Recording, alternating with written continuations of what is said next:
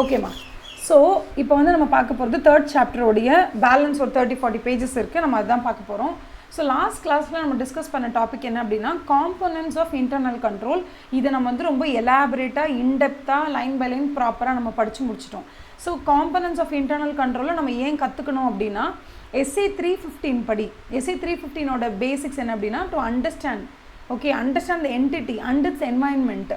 Okay, அதுதான் நமக்கு வந்து ரொம்ப முக்கியமே. அப்போ அந்த என்டிட்டி நம்ம எப்படி அண்டர்ஸ்டாண்ட் பண்ண போகிறோம், அதோட என்வாயன்மெண்ட் எப்படி அண்டர்ஸ்டாண்ட் பண்ண போகிறோம் அப்படின்னா இப்போது நம்ம இந்த இன்டர்னல் கண்ட்ரோலை பற்றி தெரிஞ்சுக்கிறது மூலியமாக தான் நம்ம அதை வந்து அண்டர்ஸ்டாண்டே பண்ணிக்க போகிறோம். அவங்க என்ன மாதிரி பிஸ்னஸ் பண்ணுறாங்க, என்ன மாதிரி ப்ராடக்ட் சேல் பண்ணுறாங்க, அவங்களோட ஆப்ரேஷன்ஸ் எப்படி நடக்குது, அந்த என்டையர் ஆப்ரேஷன்ஸில் அவங்களோட கண்ட்ரோல் மெக்கானிசம் எப்படி இருக்குது, இதெல்லாம் தெரிஞ்சுக்கிறது மூலிமா நம்மளால் வந்து ஒரு என்டிட்டியினுடைய அண்டர்ஸ்டாண்டிங் ப்ளஸ் அந்த என்வாயன்மெண்ட்டோட அண்டர்ஸ்டாண்டிங் வந்து நமக்கு பெட்டராக கிடைக்கும்.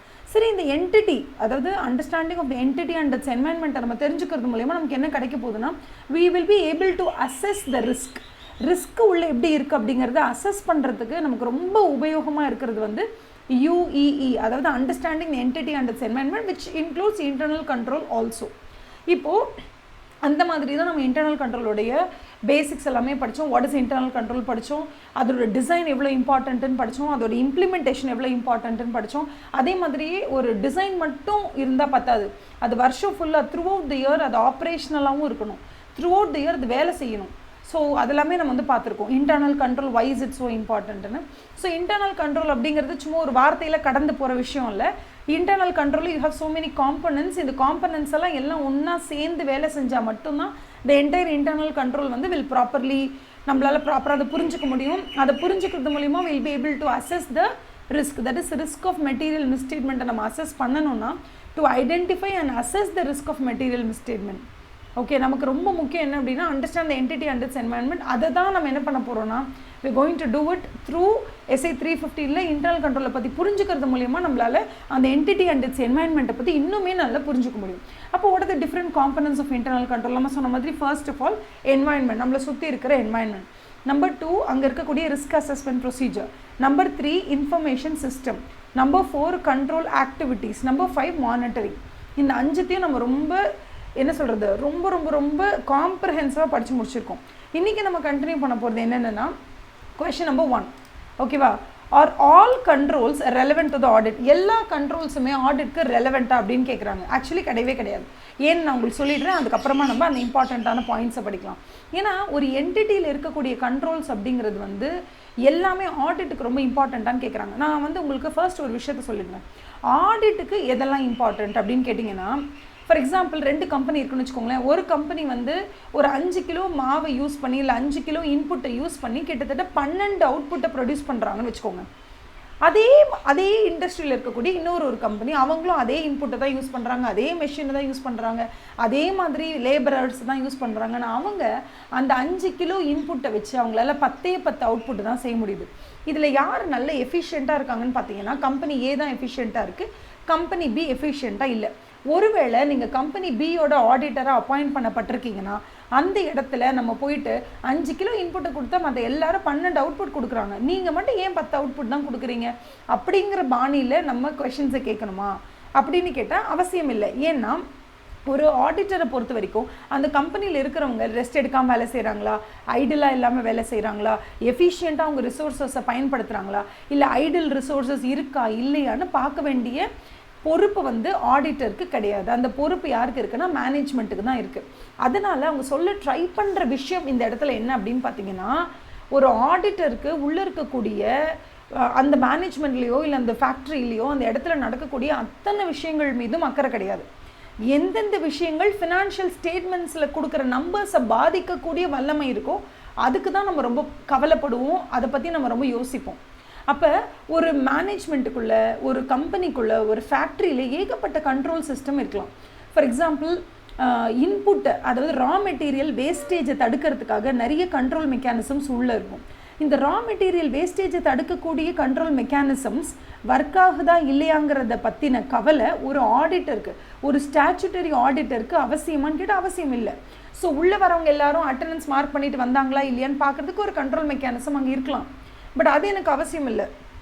ஓகே, உள்ளே வரவங்களாம் கரெக்ட் டைமுக்கு வந்தாங்களா இல்லையான்னு ரிப்போர்ட் பண்ணுறதுக்கு அன்றைக்கி இருக்கக்கூடிய என்டையர் அட்டெண்டன்ஸ் ஷீட் எடுத்து க்ரீன் கலரில் இருக்கவங்க 9 o'clock முன்னாடி வந்துட்டாங்க, ரெட் கலர் மார்க் பண்ணியிருக்கிறதுனா 9 o'clock அப்புறம் வந்தாங்கன்னு ஒரு கண்ட்ரோல் மெக்கானிசம் அந்த இடத்துல இருக்கலாம். பட் அது ஒரு ஆடிட்டருக்கு அவசியமற்ற விஷயம். ஏன்னா அந்த இடத்துல சீக்கிரம் வந்தால் என்ன, லேட்டாக வந்தால் என்ன, that is not going to affect him. எத்தனை பேர் எந்தெந்த டிபார்ட்மெண்ட்டுக்கு அனுப்பியிருக்காங்கன்னு ஒரு கண்ட்ரோல் மெக்கானிசம் இருக்கும். நிறைய ஆப்ரேஷன்ஸ் சம்மந்தப்பட்ட, அவங்களோட ப்ரொடக்ஷன் சம்மந்தப்பட்ட, அவங்களோட ரா மெட்டீரியல் வேஸ்டேஜை தடுக்கிறது ரிலேட்டடாக சம்மந்தப்பட்ட எத்தனையோ கண்ட்ரோல் மெக்கானிசம்ஸ் உள்ளே இருக்கும். So control mechanism or control system அப்படிங்கிறது வெறுமனே வந்து அங்கே நடக்கிற டிரான்சாக்ஷன்ஸ் அண்ட் ஈவெண்ட்ஸில் ஃப்ராட் மூலியமாகவோ எரர் மூலியமாகவோ மிஸ்டேட்மெண்ட்டோ இல்லை மெட்டீரியல் மிஸ்டேட்மெண்ட்டோ வந்துடக்கூடாதுன்றதுக்காக அந்த இடத்துல நீங்கள் எஸ்டாப்ளிஷ் பண்ணியிருக்கிற இன்டர்னல் கண்ட்ரோல்ஸ்ன்றது வந்து ஒரு பகுதி தானே தவிர அது மட்டுமே இன்டர்னல் கண்ட்ரோல்ஸாக ஆகிடாது. இன்டர்னல் கண்ட்ரோல்ஸ் அப்படிங்கிறது it is designed, implemented and monitored by management. ஒரு மேனேஜ்மெண்ட் ஒரு கண்ட்ரோல் சிஸ்டத்தை வந்து டிசைன் பண்ணுறாங்கன்னா அவங்க எந்தெந்த ஆஸ்பெக்டில் எந்தெந்த ஆங்கிளில் அதை டிசைன் பண்ணியிருப்பாங்க. ஓகே, நம்மளோட இன்புட் வந்து வேஸ்ட் ஆகக்கூடாது, நம்ம கொடுக்குற சம்பளத்துக்கு அவங்க வேலை செய்யணும், அங்கங்கே வெட்டியாக உட்காந்துட்டு இருக்கக்கூடாது, எல்லாரும் கரெக்டாக டைமுக்கு ப்ரொடக்ஷனுக்கு வரணும், லேட்டாக வரவங்களுக்கு நம்ம வந்து சம்பளத்தை பிடிச்சிட்டு கொடுக்கணும்னு ஏகப்பட்ட வரைமுறைகளை மைண்டில் வச்சுக்கிட்டு தான் ஒரு மேனேஜ்மெண்ட் அப்படிங்கிறவங்க கண்ட்ரோல் சிஸ்டத்தை வடிவமைக்கிறாங்க. அப்போ அந்த out of all the control mechanisms, those control mechanisms that are very directly reflecting the amounts or whatever material assessments there to, அதை வந்து ஃபினான்ஷியல் ஸ்டேட்மெண்ட்ஸில் ரிஃப்ளெக்ட் பண்ணக்கூடிய அந்த பகுதியை மட்டும்தான் நம்ம வந்து ஆஸ் அன் ஆடிட்டராக என்ன பண்ண போகிறோம்னா கவனிக்க போகிறோம். அப்போ internal controls relating to every ஆஸ்பெக்டை ஒரு ஆடிட்டர் கவனிக்கணுமான்னு கேட்டால் அவசியம் இல்லை. எந்தெந்த இன்டர்னல் கண்ட்ரோல்ஸ் எல்லாம் ஃபினான்ஷியல் ஸ்டேட்மெண்ட்ஸில் இருக்கக்கூடிய நம்பர்ஸ்னுடைய அக்யூரசி, வேல்யூவேஷன் அண்ட் அதர் அசர்ஷன்ஸை பாதிக்கக்கூடிய அளவில் இருக்கோ அந்த இன்டர்னல் கண்ட்ரோல்ஸை பற்றி மட்டும் நம்ம பார்த்துட்டு தான் போதும் ஆஸ் அன் ஆடிட்டராக. மற்றபடி ஆப்ரேஷன்ஸ் ரிலேட்டடாகவோ அவங்களோட வேஸ்டேஜ் ரிடக்ஷன் ரிலேட்டடாகவோ ஆர் எனி அதர் ரிலேட்டட் வேறு எதுக்குனாலும், ஃபார் எக்ஸாம்பிள் ஒரு ஃப்ளைட், ஆக்சுவலி உங்கள் புக்கோட எக்ஸாம்பிள் வந்து ஃப்ளைட் எக்ஸாம்பிள் தான் கொடுத்துருந்தாங்க. ஒரு ஃப்ளைட் வந்து என்ன பண்ணுவாங்கன்னா அங்கே இருக்கக்கூடிய கஸ்டமர்ஸ் வந்து அவங்க வந்து they should not feel very பேனிக்கடாவோ, இல்லை வந்து ஒரு ப்ராப்பர் ஷெடியூல் இல்லை, இத்தனை டைமுக்கு வந்து ஒரு ஃப்ளைட் கிளம்புதுன்னு சொன்னால் அத்தனை டைமுக்கு கிளம்பிடணும்ல, கிளம்பாமல் டிலே ஆகும்போது அவங்களுக்கு ப்ராப்பர் கம்யூனிகேஷன் கொடுக்கணுன்றதுக்காக அங்கே ஒரு சாஃப்ட்வேர் இருக்கும். அந்த சாஃப்ட்வேரில் சில கண்ட்ரோல் மெக்கானிசம்ஸ் இருக்கும். அந்த சாஃப்ட்வேரை ப்ரொக்யூர்மெண்ட் பண்ணுறதுல சில கண்ட்ரோல்ஸ் இருக்கும். இது மாதிரி ஏகப்பட்ட விஷயங்கள் இருக்குது. இப்போ ஒரு ஃப்ளைட்டுன்னு பொறுத்த வரைக்கும் அதை வாங்கின காஸ்ட் என்ன, டிக்கெட் காஸ்ட் என்ன, இது ரன்னிங் காஸ்ட் என்ன, டோட்டல் ரெவென்யூ கலெக்டட் என்ன, இதெல்லாம் பற்றி தான் ஒரு ஆடிட்டர் வந்து பயங்கரமாக கன்சர்ன்டாக இருப்பார். மற்ற கண்ட்ரோல்ஸை பற்றி ஒரு பெருசாக கன்சர்ன்டாக இருக்கணும்னு அவசியம் இல்லை. Because that is not his forte at all. அது அவரோட ஏரியாவே கிடையாது. ஃபார் எக்ஸாம்பிள் இப்போ வந்து ஏர்போர்ட் அத்தாரிட்டிஸ் ஆஃப் இந்தியா இருக்காங்கன்னா அந்த இடத்துல வந்து இந்தியன் ஏர்போர்ட் இருக்குன்னா அந்த இடத்துக்கு வந்து ஏதோ ஒரு ஃப்ளைட் சர்வீஸ் கேரியர் ஒருத்தவங்க வந்திருக்காங்கன்னா அவங்க அந்த இடத்துல என்னென்னலாம் வந்து கம்ப்ளைண்ட்ஸ் ப்ரொசீஜர் இருக்குது, அவங்க என்னென்ன மாதிரி ரூல்ஸ் அண்ட் ரெகுலேஷன்ஸை ஃபாலோ பண்ணணும், அதெல்லாம் அவங்க ஃபாலோ பண்ணுறாங்களா இல்லையான்னு பார்க்க வேண்டியது இந்த ஆடிட்டர் கிடையாது. பட் அந்த கம்பெனி என்ன பண்ணணும்னா அந்த ஏர்போர்ட் அத்தாரிட்டி ஆஃப் இந்தியாவுக்கு அவங்க என்னென்ன பேமெண்ட் பண்ணணுமோ பண்ணிட்டாங்களா, அந்த ரூல்ஸ் அண்ட் ரெகுலேஷன்ஸை ஃபாலோ பண்ணுறாங்களான்னு அவங்களுக்கு they are very concern about it. அதனால் அதை அவங்க அச்சீவ் பண்ணுறதுக்காக அவங்க பல சட்டத்திட்டங்களையோ இல்லை பல பாலிசிஸ் அண்ட் ப்ரொசீஜர்ஸையோ வரைமுறை பண்ணியிருப்பாங்க. ஸோ அந்த மாதிரி designated control procedures to make sure that whether airport authority சொன்னோமா நம்ம எல்லாமே கம்ப்ளை பண்ணியிருக்கோமா இல்லையான்னு பார்க்கறதுக்காக அந்த கம்பெனி எடுத்திருக்கக்கூடிய நிறைய கண்ட்ரோல் மெக்கானிசம்ஸை செக் பண்ண வேண்டிய எந்த ஒரு அர்த்தமும் வந்து ஒரு ஆடிட்டருக்கு கிடையாது. Because that is nowhere related to the financial statement நம்பர்ஸ்க்கும் அதுக்கும் எந்த சம்மந்தமும் இல்லை.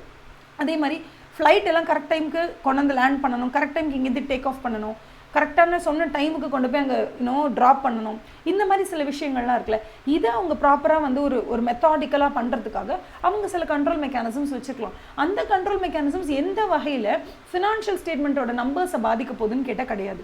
ஸோ ஒரு auditor all controls is it relevant to ஆடிட்னு கேட்டால் no. First the answer is no, not all controls are relevant to the audit. ஏன்னு கேட்டால் இது வந்து நான் ரொம்ப சிம்பிளஸ்ட்டாக உங்களுக்கு கொடுத்துருக்கேன். த என்டிட்டியோட அப்ஜெக்டிவே என்ன அப்படின்னா, அப்ஜெக்டிவாக இருக்கட்டும் கண்ட்ரோல்ஸாக இருக்கட்டும் ரிலேட்டட் டு 3 things. ஒன்று ஃபினான்ஷியல் ரிப்போர்ட்டிங், இன்னொன்று ஆப்ரேஷன்ஸ் வைஸ் எப்படி ஆப்ரேட் பண்ண போகுது, எங்கேயும் வந்து தங்கு தடையில்லாமல் ஆப்ரேட் ஆகணும், ஸ்மூத்தாக இருக்கணும் ஆப்ரேஷன்ஸ், நடுவில் வந்து நிறைய வந்து ஹர்டில்ஸ் இருக்கக்கூடாது, அதுக்காக you will be having some control mechanisms. And கம்ப்ளைண்ட்ஸ்க்காக இந்த லாவோட கம்ப்ளை பண்ணுமா, அந்த லாவோட கம்ப்ளை பண்ணுமா, இங்கே ஏர்போர்ட் அத்தாரிட்டியோட கம்ப்ளை பண்ணுமா அப்படின்னு ஏகப்பட்ட கம்ப்ளைண்ட்ஸ் ப்ரொசீஜர்ஸ் இருக்குது. ஸோ எல்லா கம்ப்ளைண்ட்ஸும் நமக்கு ரொம்ப முக்கியமானு கேட்டாலும் கிடையாது.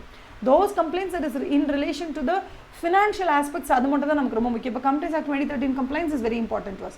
அதனால நம்மளை பொறுத்த வரைக்கும் ஃபினான்ஷியல் ரிப்போர்ட்டிங் ஆஸ்பெக்ட்ஸு, அதுக்கப்புறம் அந்த ஃபினான்ஷியல் ரிப்போர்ட்டிங்கோட சேர்த்து கம்ப்ளைண்ட்ஸில் ஃபினான்ஷியல் ரிப்போர்ட்டிங் கம்ப்ளைண்ட்ஸு, இது ரெண்டுத்தை பற்றி மட்டும் தான் நமக்கு கவலையை தவிர not all the objectives of the management is important to the audit perspective. இப்போ அவங்க என்ன கேட்குறாங்கன்னா, நீங்கள் what are the factors that is very important in determining ஒரு கண்ட்ரோல் அப்படிங்கிற ஒரு கண்ட்ரோல் மெக்கானிசம் இருக்குப்பா. அதாவது ஒரு மேனேஜ்மெண்ட் ஏகப்பட்ட கண்ட்ரோல்ஸ் வச்சுருக்காங்க, அதில் எந்தெந்த கண்ட்ரோல்ஸ் எல்லாம் ஆடிட்க்கு ரெலவெண்ட்டுன்னு டிசைட் பண்ணுறதுக்கு பல ஃபேக்டர்ஸ் இருக்குது. அதில் சில ஃபேக்டர்ஸை அவங்க என்ன பண்ணியிருக்காங்க, இங்கே கொடுத்துருக்காங்க. வாட் ஆர் த ஃபேக்டர்ஸ் அப்படின்னு கேட்குறாங்க. நம்ம ஃபேக்டர்ஸை பார்த்துடலாமா? இது வந்து ரொம்ப இம்பார்ட்டண்ட்டான ஒரு 4 மார்க்ஸ் கொஷனில் வரலாம். ஓகேவா? So market is a very important area. ஒரு 4 மார்க்ஸ்க்கு இது வரும்.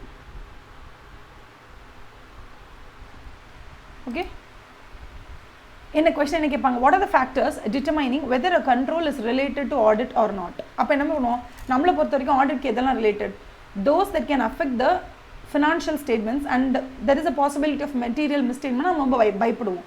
ஸோ மெட்டீரியல் மிஸ்டேட்மெண்ட் இருக்கக்கூடாது ஃபினான்ஷியல் ஸ்டேட்மெண்ட்டில். அதுக்கேற்ற மைண்ட் செட்டில் நீங்கள் பார்த்தீங்கன்னா உங்களுக்கு எல்லாமே புரியும். Number 1 whether it is material, அதுதான் பார்க்குறோம். ஃபர்ஸ்ட் என்ன சொல்கிறோம், வெதர் இட் இஸ் மெட்டீரியல், அது பார்க்குறோம். அடுத்தது அந்த ரிஸ்க்கு வந்து எந்த அளவுக்கு சிக்னிஃபிகண்ட்டான ரிஸ்க்காக இருக்குன்னு பார்க்குறோம். 3வது என்டிட்டியோட சைஸு என்ன பார்க்குறோம். 3rd ஒன் என்டிட்டியோட சைஸை பற்றி பார்க்குறோம். If the size is very big, அதுக்கேற்ற மாதிரி நம்ம என்ன பண்ணணும், நம்மளோட அங்கே உள்ள இருக்கக்கூடிய கண்ட்ரோல் மெக்கானிசம்ஸை நம்ம பார்த்துக்கணும். Next one nature of entity's business என்ன மாதிரி பிஸ்னஸ் பண்ணுறாங்க, அவங்க என்ன ஃப்ளைட் கேரியரா இல்லை கொரியர் பேக்கேஜஸ் சர்வீசஸா ஃப்ரைட் கேரியர்ஸா, யார் என்ன எதுன்றதை பாருங்கள். அவங்களோட ஓனர்ஷிப் கேரக்டரிஸ்டிக்ஸை பாருங்கள். ஓகேவா, வாட் இஸ் தேர் ஓனர்ஷிப் கேரக்டரிஸ்டிக்ஸ்ன்னு பாருங்கள்.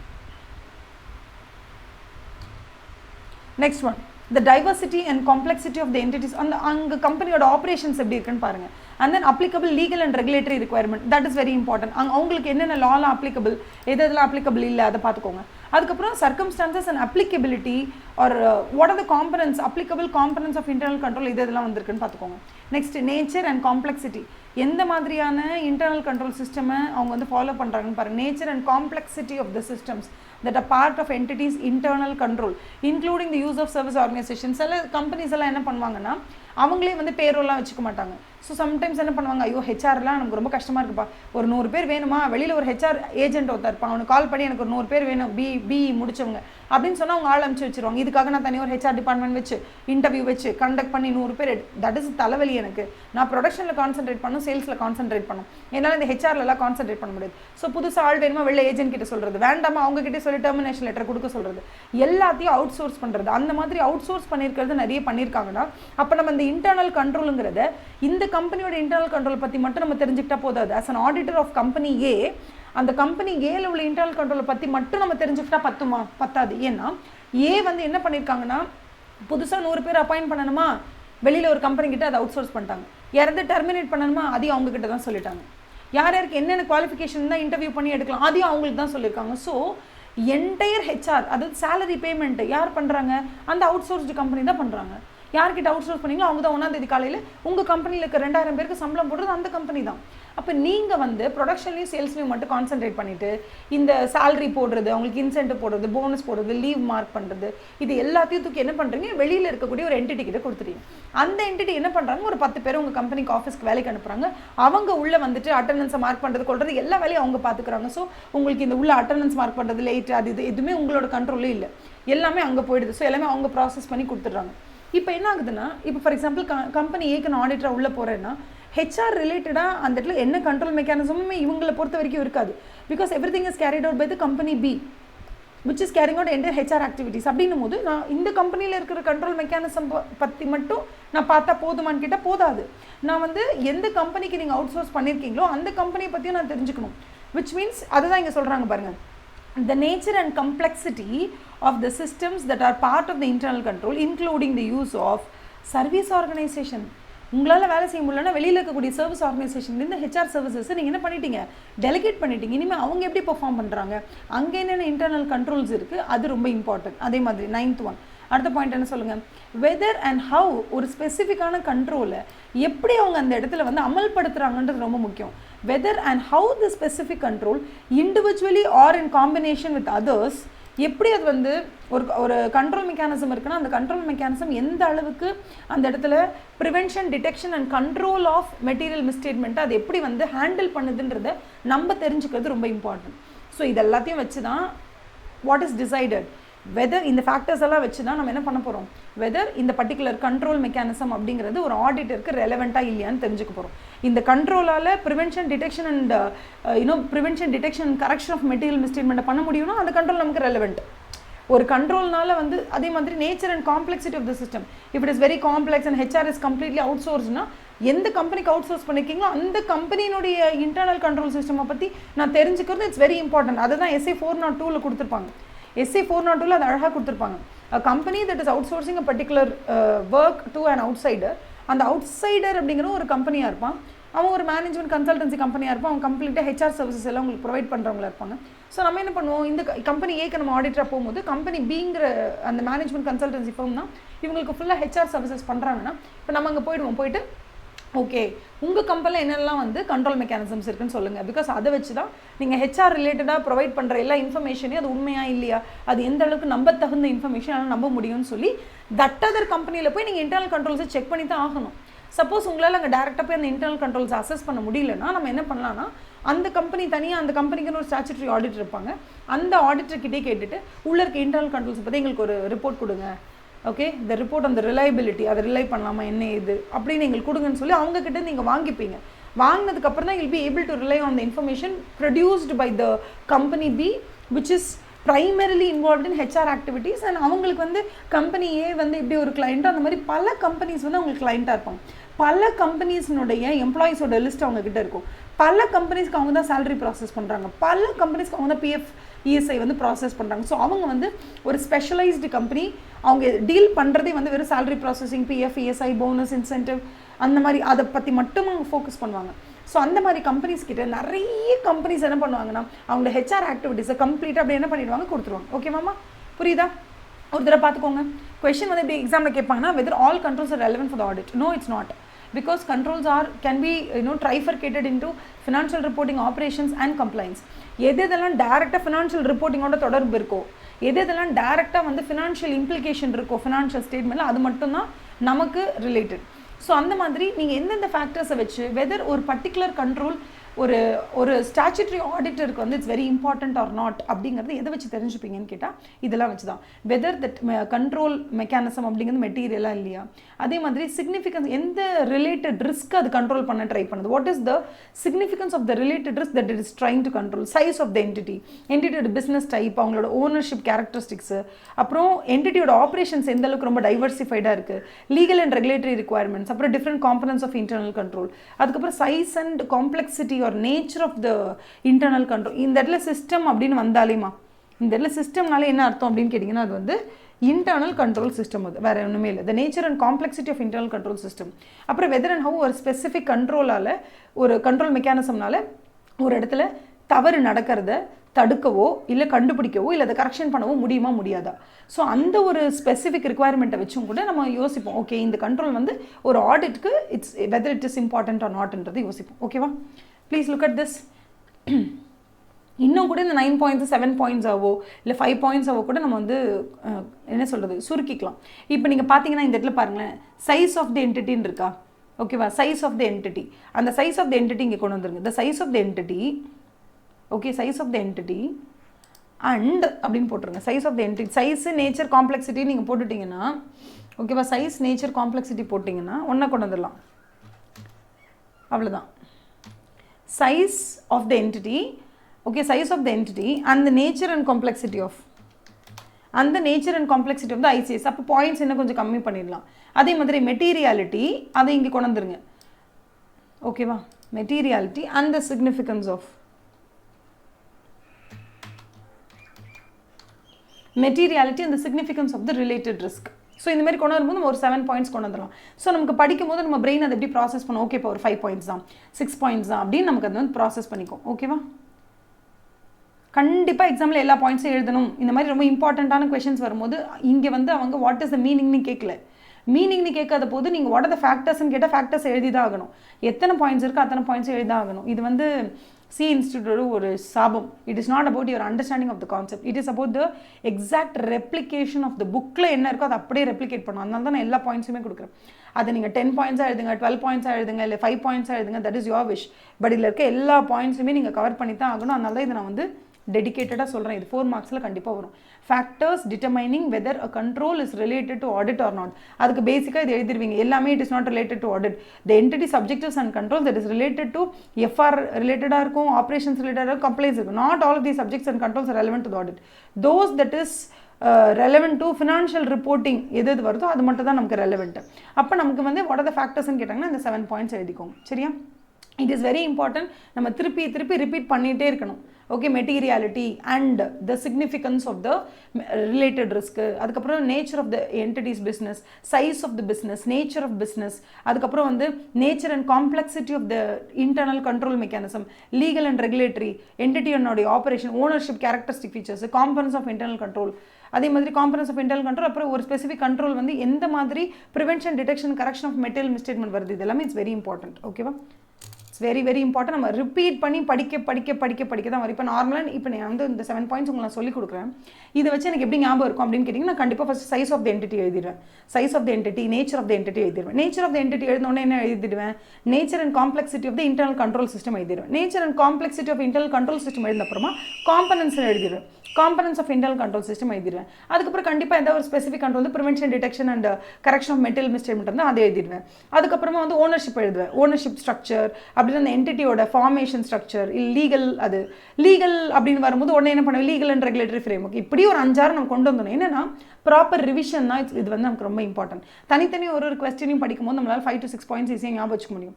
பட் அது மாதிரி நிறைய கொஸ்டின்ஸை படிக்கும்போது நமக்கு எப்போ ஞாபகம் இருக்கும்னா ஃப்ரீக்வெண்ட் ரிவிஷன், மைக்ரோ ரிவிஷன். ஒரு நாளைக்கு ஒரு 5 கொஸ்டின் 10 கொஸ்டின் எடுத்துக்கிட்டு அதில் இந்த மாதிரி நீங்கள் ஆல்ரெடி ஒரு 5-6 பாயிண்ட்ஸ் ரிமெம்பர் பண்ணியிருக்கீங்கன்னா அதை ஃப்ரீக்வெண்ட் ரிவிஷன் பண்ண தான் அது வந்து உங்களுக்கு கம்ஃபர்டபுள் ஆகும். சரியா? அதே மாதிரி நெக்ஸ்ட் என்ன கேட்குறாங்கன்னா, controls over the completeness and accuracy of information. Controls over completeness and accuracy of the information. அதாவது இது எல்லாமே இப்போ நம்ம படிக்க போகிறது எல்லாமே கண்ட்ரோல்ஸை பற்றி தான். ஸோ கொஞ்சம் மைண்ட் அதுக்கேற்ற மாதிரி ரெடி பண்ணிக்கோங்க. So when it comes to internal controls, internal control அப்படிங்கிறது நிறைய இன்டர்னல் கண்ட்ரோல்ஸ் இருக்குது. சில இன்டர்னல் கண்ட்ரோல்ஸ் வந்து ஒரு இல்லை சேல்ஸ் நடக்குதா இல்லையா, நடந்துச்சா இல்லையான்றதை டிசைட் பண்ணிட்டு அப்புறம் தான் அது வந்து ரெக்கார்டே பண்ணும். ஃபேக் சேல்ஸாக என்ன ஏதுன்னு அதை வந்து கண்டுபிடிக்கிற மாதிரியான சில மெக்கானிசம்ஸ் இருக்கும். அதுக்கு பேர் என்னென்னா control mechanisms related to occurrence. ஒரு இடத்துல ஒரு சேல்ஸ் அக்கர் ஆகுதா இல்லையா அப்படின்றத கண்டுபிடிச்சிட்டு அது கரெக்டான ப்ராப்பர் சேல்ஸாக இருந்தால் மட்டும்தான் அதை வந்து நம்ம ரெக்கார்டே பண்ணுவோம். அப்பா இங்கே ஆக்சுவலி வெளியில் வந்து ஒரு நம்ம ஏசியோட அவுட்ரு யூனிட் இருக்கும்ல, அந்த அவுட்ரு யூனிட்டுக்கு மேலே என்ன ஆயிடுச்சுன்னா ஃபுல்லாக குருவி கூடு கட்டி வச்சுருக்கு, சிட்டுக்குருவி. ஓகே, ஸோ அந்த சிட்டுக்குருவி ஃபுல்லாக எப்படி இருக்கும் அப்படின்னு பார்த்தீங்கன்னா கீச் உங்களுக்கு கேட்காது. பிகாஸ் உங்களுக்கு வந்து ஜூமில் லைவ் டெலிகாஸ்ட் ஆகிட்டுருக்கு. ஸோ உங்களுக்கு அந்த சிட்டுக்குருவி பேசுறது கத்துறது கேட்கல, எனக்கு அப்படியே காதில் கொயின்னு அடிக்குது அப்படி. பிகாஸ் உங்களுக்கு ஜூம்ன்றதுனால நாய்ஸ் பக்காவாக தலைவர் கேன்சல் பண்ணுவார், நான் பேசுறது மட்டும் தான் கேட்கணும்னு வச்சுக்கோங்களேன். பட் சிட்டுக்குருவி இஸ் புட்டிங் லாட் ஆஃப் அமக்கலம். பிகாஸ் சன்னு உள்ளே சட்டாக போகுது. அதுவும் இல்லாமல் அப்படியே நம்ம சென்னை ஊட்டி மாதிரி இருக்கு, இப்போது ஒன்றும் பண்ண முடியல. ஸோ எல்லாம் போய் சாப்பிட்டுட்டு எல்லாம் வந்தாச்சு, உள்ளே கூட்டுக்கு வந்தாச்சு. ஃபுல் சவுண்டு கொச்ச அப்படி sound. What to do? Okay, next one. So இப்போ அவங்க என்ன கேட்குறாங்கன்னா, there are lot of internal controls. அந்த இன்டர்னல் கண்ட்ரோல்ஸில் வந்து கம்ப்ளீட்டான இன்ஃபர்மேஷன் உள்ளே வந்திருக்கா, அப்புறம் அக்யூரேட்டான இன்ஃபர்மேஷன் உள்ளே வந்திருக்கா அப்படின்னு பார்க்குறதுக்கா. உங்களுக்கு சவுண்ட் கேட்குதா? ஆஹா, எப்படி அது ஜூம் தாண்டியும் வருதா? ஜூமோட நாய்ஸ் கேன்சலேஷன் தாண்டியுமா வருது? Oh my god. Noise cancellation ஆனில் தானே இருக்கும், மோஸ்ட்லி கேட்காது எப்போதுமே. சரி, ஓகே. ஸோ கண்ட்ரோல்ஸ் வந்து டிஃப்ரெண்ட் டைப்ஸ் ஆஃப் கண்ட்ரோல்ஸ் இருக்கும். ஸோ அந்த கண்ட்ரோல்ஸில் ஸ்பெசிஃபிக்காக ஒரு விஷயம் நடந்துச்சுன்னா அதாவது how do you call that, அந்த 12 மாதத்தில் நடந்த என்டையர் இன்ஃபர்மேஷனும் வந்துருச்சா, கம்ப்ளீட்டாக எதையும் ஒமிட் பண்ணாமல் கம்ப்ளீட்டாக இன்ஃபர்மேஷன் வந்திருக்கான்னு பார்க்கணும். அதே மாதிரி அக்யூரசி ஆஃப் தி இன்ஃபர்மேஷன். ஓகேவா? Accuracy of the information is also very important. Why accuracy is very இம்பார்ட்டன்ட்னு நான் சொல்கிறேன். ஏன்னா ஒரு இன்ஃபர்மேஷன் நம்ம கலெக்ட் பண்ணி எடுத்துகிட்டு வந்து அதை ரெக்கார்ட் பண்ணி அதை டிரான்சாக்ஷன்ஸாக நம்ம போடுறோம்னா அதில் accuracy is very important. So accuracy பொறுத்தும் கம்ப்ளீட்னஸ் பொறுத்தும் சில கண்ட்ரோல்ஸ் அங்கே வச்சுருக்காங்க. அந்த கண்ட்ரோல் மெக்கானிசம் இருக்கிறதுனால தான் எதுவுமே ஒமிட் ஆகாமல் எல்லா டிரான்சாக்ஷன்ஸையும் ரெக்கார்ட் பண்ணுறீங்கன்னு வச்சுக்கோங்களேன். சில கண்ட்ரோல்ஸ் இருக்கிறதுனால தான் அக்யூரேட்டாக அந்த மெஷர்மெண்ட் 10 ரூபா 19 பைசாக்கு விற்றாங்கன்னா கரெக்டாக அதை நீங்கள் ரெக்கார்ட் பண்ணுறீங்க. இதை ரெக்கார்ட் பண்ணுறதுக்கு சில கண்ட்ரோல்ஸை வச்சுருப்பாங்க. இந்த கண்ட்ரோல் மெக்கானிசம் ஒரு ஆடிட் நம்ம பண்ணும்போது நம்ம வந்து கன்சிடர் பண்ணணுமா, is it relevant to the audit கேட்டால் it is very much relevant. ஏன்னு வச்சுக்கோங்களேன், இப்போ it is relevant or not ன்னு கேட்டால் yes it is relevant, அதில் டவுட்டே இல்லை. controls over completeness and accuracy of information, is it relevant? Yes it is relevant. ஏன் நமக்கு ரொம்ப relevant நீங்களே யோசிச்சு பாருங்கள். நம்ம டீல் பண்ணுறது கம்ப்ளீட்டாக ஃபினான்ஷியல் ரிப்போர்ட்டிங்கில் இருக்கக்கூடிய ஐட்டம்ஸ். அந்த ஐட்டம்ஸ்க்கு சில அசர்ஷன்ஸ் இருக்குது. Existence, completeness, accuracy, cut off procedures, rights and application ஏகப்பட்டது இருக்குது. அதில் two of the most important assertions வந்து உங்களுக்கு கம்ப்ளீட்னஸ் அண்ட் அக்யூரசி. இந்த கம்ப்ளீட்னஸ் அண்ட் அக்யூரசி ஆஃப் இன்ஃபர்மேஷனை கொடுக்கறதுக்கு சில கண்ட்ரோல்ஸ் இருக்கும்போது அதை அக்செப்ட் பண்ணிக்கிறதுக்கு என்ன உங்களுக்கு கசக்குதா? Of course it is relevant. அதுக்கு என்ன சில எக்ஸாம்பிள்ஸ் கொடுத்துருக்காங்க அப்படின்னா, நம்ம என்ன பண்ணுறோம், இந்த வருஷம் நடந்த சேல்ஸ் இருக்கு இல்லையா, இந்த வருஷம் நடந்த சேல்ஸ் வந்து கரெக்டாக ட்ரெண்டுக்கு ஏற்ற மாதிரி இருக்கா நம்ம பார்க்குறோம். ஸோ வருஷம் 10% வந்து சேல்ஸ் இன்க்ரீஸ் ஆகுதுன்னா, போன வாட்டி வந்து நீங்கள் டோட்டல் சேல்ஸ் ரெவன்யூ 6 lakhsன்னு வச்சுக்கோங்களேன். இந்த வாட்டி 10% உங்களோட சேல்ஸ் ரெவன்யூ இன்க்ரீஸ் ஆச்சுன்னா 6,60,000 தான் வரணும். இது வந்து நீங்கள் என்ன பண்ணியிருக்கீங்க அப்படின்னா, சாரி 6.6 lakhs வரணும். 10% இன்க்ரீஸ் ஆகுது எவ்ரி இயர் அப்படின்னா, போன வருஷம் 6 லட்சத்துக்கு விற்றுருக்கீங்கன்னா இந்த வருஷம் 6,60,000 ரூபாய்க்கு நீங்கள் விற்கணும். இதுதான் வந்து உங்களோட ட்ரெண்டுன்னு வச்சுக்கோங்களேன். இப்போ இந்த வருஷத்தோட சேல்ஸ் ஃபிகர் எடுப்பாங்க. சேல்ஸ் ஃபிகர் எடுக்கும்போது டோட்டல் எத்தனை யூனிட்ஸ் சேல் ஆச்சு அப்படி பார்ப்பாங்க. எத்தனை யூனிட் சேல் ஆச்சுன்னா அப்போ அதில் கம்ப்ளீட்னஸ் வந்திருக்கணும்ல. அப்போ எத்தனை யூனிட் சேல் பண்ணீங்க, ஒரு 1000 யூனிட்ஸ் நீங்கள் சேல் பண்ணியிருக்கீங்கன்னா அந்த 1000ங்கிறது கம்ப்ளீட்னஸ் பற்றின ஒரு இன்ஃபர்மேஷன். இன்டூ எத்தனை ப்ரைஸுக்கு நீங்கள் சேல் பண்ணீங்க, ஒரு ப்ராடக்ட்டை ஆவரேஜாக எவ்வளோ ரூபாய்க்கு சேல் பண்ணீங்க, அந்த ருபீஸை இங்கே போட்டணும். போட்டால் ஆன்சர் வந்து 6,60,000 வருதான்னு நம்ம பார்ப்போம். கரெக்டாக? அப்போ இந்த 1000 அப்படிங்கிற நம்பரையும் இந்த ருபீஸ் ப்ரைஸுங்கிறதையும் எதை நம்பி நீங்கள் அக்செப்ட் பண்ணிக்கிறீங்க ரெக்கார்ட்ஸ்லேருந்து சொல்லுங்கள். டோட்டல் சேல்ஸு எத்தனை யூனிட் விற்றுருக்கீங்கன்ற இந்த நம்பரை எதை டிபெண்ட் பண்ணி அது ஒரிஜினல் டேட்டான்னு நினச்சி நீங்கள் எடுத்தீங்க. ஏன்னா அந்த டேட்டா இஸ் ஆல்ரெடி ஃபில்டர்ட். அந்த டேட்டாவில் ஏதாவது மிஸ்டேக்ஸ் இருந்துச்சுன்னா யார் ஃபில்டர் பண்ணியிருப்பாங்க? The control mechanisms that are put in place to check the completeness of the information and the accuracy of the information. இதை செக் பண்ணுறதுக்காக ஒரு கண்ட்ரோல் மெக்கானிசம் இருக்குல்ல, அந்த கண்ட்ரோல் மெக்கானிசம் கண்டிப்பாக செக் பண்ணியிருக்கோம். அதனால தான் 1000 சேல்ஸும் கரெக்டுன்னு சொல்கிறாங்க. இல்லைனா ஃபேக் சேல்ஸும் அங்கேயே அந்த கண்ட்ரோல் மெக்கானிசம் பிரித்து தள்ளி விட்டுருக்கோம். அதே மாதிரி இந்த இடத்துல வாட் இஸ் த ப்ரைஸ், 10 ரூபாய் 19 பைசாவா, சரி ஓகே, இல்லை 100 rupees 19 பைசாவா, இல்லை 1100 rupees என்னங்கிறது கரெக்டாக அந்த இடத்துல ரெக்கார்ட் பண்ணியிருக்கோம். அப்போ அக்யூரசியை செக் பண்ணுறதுக்கு அந்த இடத்துல ஒரு இன்டர்னல் கண்ட்ரோல் சிஸ்டம் இருக்குது.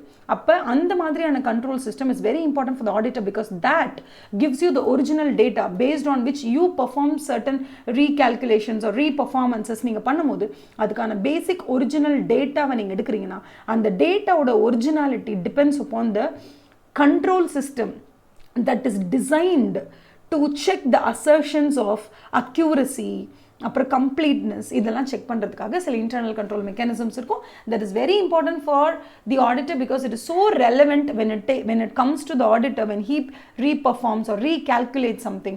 அவங்க அங்கேருந்து அந்த ஒரிஜினல் டேட்டாவை எடுத்து மல்டிப்ளை பண்ணி இதான் டோட்டல் சேல்ஸ் ரெவன்யூ ட்ரெண்ட் இப்படி இருக்கணும்னு சொல்கிறாங்க. ஸோ அந்த ட்ரெண்டுக்கும் இதுக்கும் கரெக்டாக இருக்குது, வேரியேஷன்ஸ் இல்லை. அப்போது ஒரு அனாலிட்டிக்கல் ப்ரொசீஜர் அவங்க பர்ஃபார்ம் பண்ணணும்னா கூட போன வருஷத்தோட சேல்ஸ் எவ்வளோ, இந்த வருஷத்தோட சேல்ஸ் இவ்வளோ இருக்கணும். போன வருஷத்தோட சேல்ஸ் 6 லட்சம், இந்த வருஷம் 6,60,000 இருக்கணும். ஸோ ஆக்சுவல்ஸ் என்னென்னு பார்ப்போம் வாங்க அப்படி சொல்லிட்டு 1000 into so and so போட்டால் அது அந்த 6 lakhக்கும் 6,60,000க்கும் நடுவில் கரெக்டாக இருக்கா அப்படின்னு நீங்கள் பார்க்குறது. அந்த அனாலிட்டிக்கல் ப்ரொசீஜரை நீங்கள் அப்ளை பண்ணணும்னாலே you need that control that is designed and implemented by the company that tells you okay நாங்கள் கொடுக்குற டேட்டா நீங்கள் அக்யூரேட்டாக இருக்கும், நீங்கள் நம்பலாம், நாங்கள் கொடுக்குற டேட்டா கம்ப்ளீட் டேட்டா தான் அப்படின்னு அவங்க ப்ராமிஸ் பண்ணுற சில விஷயங்கள். அந்த டேட்டா, அந்த அக்யூரசி, அந்த கம்ப்ளீட்னஸ் எப்படி வருது because of certain control mechanism.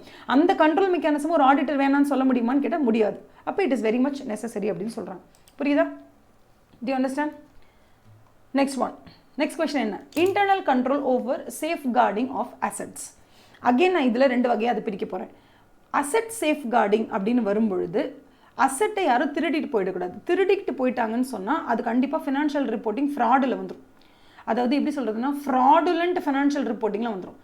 Fraudulent financial ரிப்போர்ட்டிங்கில் வந்துடும். நம்மளோட அங்கே உள்ளே இருக்கக்கூடிய அசட்ஸ் யாராவது திருடிட்டு போயிட்டாங்க, ஆனால் அது கூட நம்ம தெரியாமல் பேக்கு மாதிரி ஒரு அக்கௌண்ட்ஸை போடுறோன்னா கண்டிப்பாக it is called as financial reporting. நம்ம பண்ணும்போதே ஒரு அக்கௌண்ட்ஸ் டிபார்ட்மெண்ட்டில் பண்ணும்போதே அங்கே தொலைஞ்சு போன விஷயத்தெல்லாம், தட் இஸ் அங்கே திருட்டு போன விஷயத்தெல்லாம் மறைச்சு பொய் கணக்கு எழுதுறாங்கன்னு அர்த்தம். அது கண்டிப்பாக ஃப்ராடுலண்ட் ஃபினான்ஷியல் ரிப்போர்ட்டிங், அது நடக்கவே கூடாது. அதுக்காகவாவது அந்த இடத்துல சேஃப் கார்டிங் ஆஃப் அசெட்ஸ் ரொம்ப முக்கியம். ஆனால் சேஃப் கார்டிங் ஆஃப் அசெட் அப்படிங்கிறது வந்து வெறுமனே திருட்டிலிருந்து இல்லை மிஸ்அப்ராப்ரேஷன்லேருந்து தடுக்கிறது மட்டும் கிடையாது. வேஸ்ட் ஆகாமல் இருக்கிறது, ஸ்பில் ஆகாமல் இருக்கிறது, இன்னும் ஒரு பருக்க கூட விடாமல் பத்திரமா எடுத்து ப்ரொடக்ஷனில் யூஸ் பண்ணுறது, இதுக்காகவும் வந்து they might have some controls. So எந்தெந்த கண்ட்ரோல்லாம் வேஸ்டேஜை கம்மி பண்ணுறதுக்காகவும், ஐடிலாக இருக்கிற மெஷின்ஸை கம்மி பண்ணுறதுக்காகவும், ப்ரொடக்ஷன் எஃபிஷியன்சி கொண்டு வரதுக்காக, லைக் நார்மலாக ஒரு நாளைக்கு ஒரு 100 ப்ராடக்ட் ரெடி பண்ணுறாங்கன்னா அவங்களோட பொட்டென்ஷியல் என்னென்னா 150 ப்ராடக்ட் கூட ரெடி பண்ணலாம். பட் ஆனால் அவங்க டெய்லி 100 தான் பண்ணுறாங்க. ஸோ அந்த கம்பெனியோட மேனேஜ்மெண்ட் என்ன ட்ரை பண்ணுவாங்க, இந்த 100 எப்படியாவது 130 ஆக்கிடணுன்றதுக்காக நிறைய controls they might put it in place. அந்த கண்ட்ரோல் மெக்கானிசம்லாம் நமக்கு முக்கியம் இல்லை. நமக்கு எதெல்லாம் முக்கியம்னா எந்தெந்த இடத்துல அசெட் திருட்டு போக வாய்ப்பு இருக்கோ, எந்தெந்த இடத்துல அசெட்ஸ் வந்து எரர்னால உங்களுக்கு வந்து மிஸ்அப்ரோப்ரேஷன் ஆக வாய்ப்பு இருக்கோ அதை தடுக்கணும்.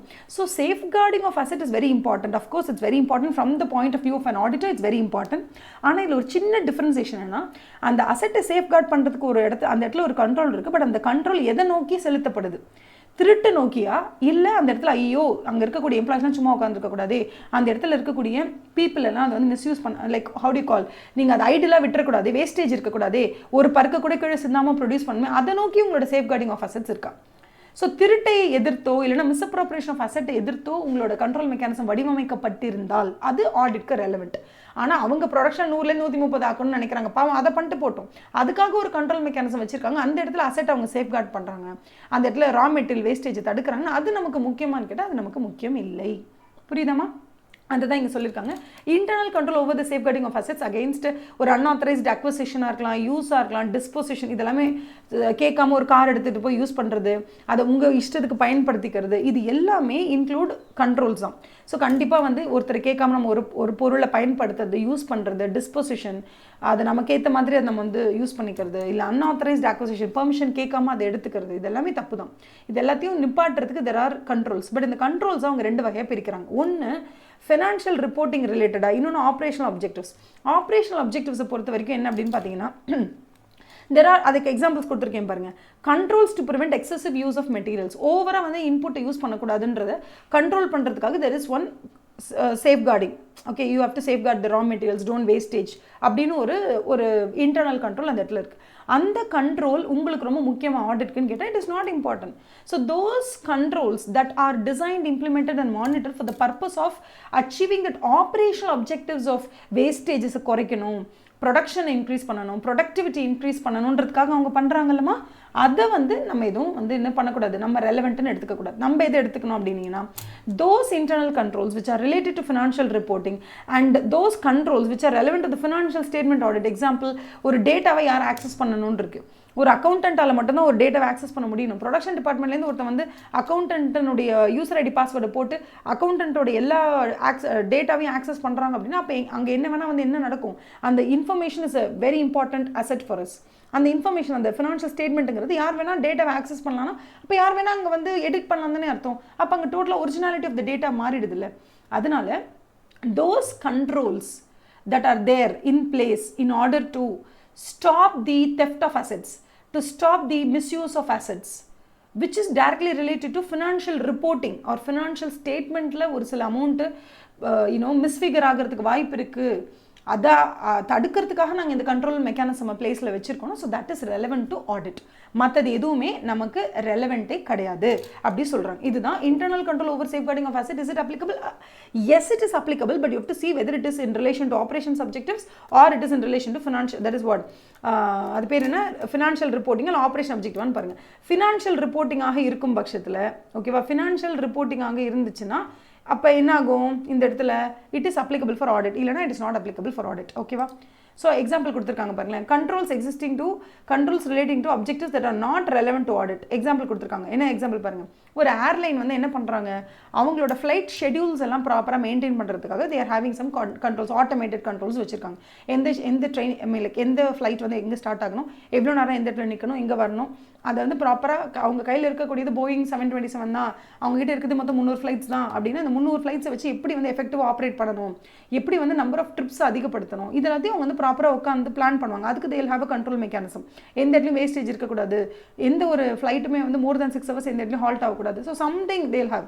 ஸோ அது ரிலேட்டடாக இந்த இன்டர்னல் கண்ட்ரோல்ஸ் இருந்துச்சுன்னா that is not at all necessary for us because it is not going to affect the audit process as a whole. ஓகேவா? சப்போஸ் அவங்க என்ன சொல்கிறாங்கன்னா, இந்த மாதிரி இடத்துல தெர் ஆர் சர்டன் ஒரு சில ஜென்ரலாகவே ரெண்டாக பிரிக்கிறாங்க. பிரிச்சுட்டு if it is related to financial reporting it is applicable to யூன்ட்டாங்க. If it is regarding the operational objectives not at all applicable to அஸ்ன்னு சொல்லிட்டாங்க. பட் அதையும் தாண்டி அது ஆப்ரேஷனல் அப்ஜெக்டிவ் ரிலேட்டடாகவே இருந்தாலும் சரி, எப்போ அது ஆடிட்டர் வந்து அவரோட மைண்டுக்குள்ளே செலுத்திக்கணும் அப்படின்னு கேட்டிங்கன்னா, ஏதாவது ஒரு லாவோ ஒரு ஸ்டாட்யூட்டோ என்ன கேட்கும்னா ஆடிட்டரை ரிப்போர்ட் பண்ண சொல்லும். எப்படி இது பார்த்து சொல்லுப்பா, இந்த கண்ட்ரோல் மெக்கானிசம்லாம் கரெக்டாக இருக்கான்னு பார்த்து சொல்லுப்பான்னு கேட்கும். அது நம்ம எஃப்ஆருக்கும் அதுக்கும் சம்மந்தமே இருக்காது, ஃபினான்ஷியல் ரிப்போர்ட்டிங்கும் அதுக்கும் சம்மந்தமே இருக்காது. இருந்தாலும் லாக்காரன் சொல்லிட்டானே, ஓகேவா, ரிலையபிலிட்டி வந்து நம்ம கொடுக்கணுமே, வேறு வழி கிடையாதே, அந்த இடத்துல வந்து ரெகுலேஷனை மட்டும் சொல்லிடுச்சு, அத்தாரிட்டி சொல்லிட்டாங்க, அதுக்காக சில கண்ட்ரோல்ஸை நம்ம செக் பண்ணிவிட்டு ரிப்போர்ட் பண்ணுவோம். அது எப்போ தேவைப்படும்னா ரொம்ப எக்ஸப்ஷனல் சுச்சுவேஷனில் வேர் ஒரு ஸ்டாட்யூட்டோ ஒரு ரெகுலேஷனோ நம்மக்கிட்ட வந்து those control mechanisms which is not even relevant to the audit. Even those controls has to be, checked by the auditor only when the law or the regulatory authorities or any statutory authorities, they are requiring you to report on certain internal controls which is not at all relevant to audit. அந்த மாதிரி சில சிச்சுவேஷனில் மட்டும்தான் நம்ம அதை concentrate பண்ணுற மாதிரி இருக்கும். சரியாம்மா? Do you understand? இது வரைக்கும் யாருக்கும் எந்த டவுட்டும் இல்லைல்ல? ப்ரொசீட் பண்ணலாமா? Next one, nature and extent of the understanding of relevant controls. அந்த இடத்துல இருக்கக்கூடிய கண்ட்ரோல்ஸை நீங்கள் எப்படி புரிஞ்சுக்க போகிறீங்க அப்படின்னு கேட்குறாங்க. How far are you going to understand the nature and understanding of relevant controls? எப்படி நீங்கள் புரிஞ்சுக்க போகிறீங்க? Of course control mechanism, control system as a whole, internal control system is what we call internal control system. Internal control system na sonna madri financial reporting related controls irukum, operational objectives related control irukum, compliance related control irukum, நம்ம FR related controls தான் நம்ம பார்க்க போறோம்.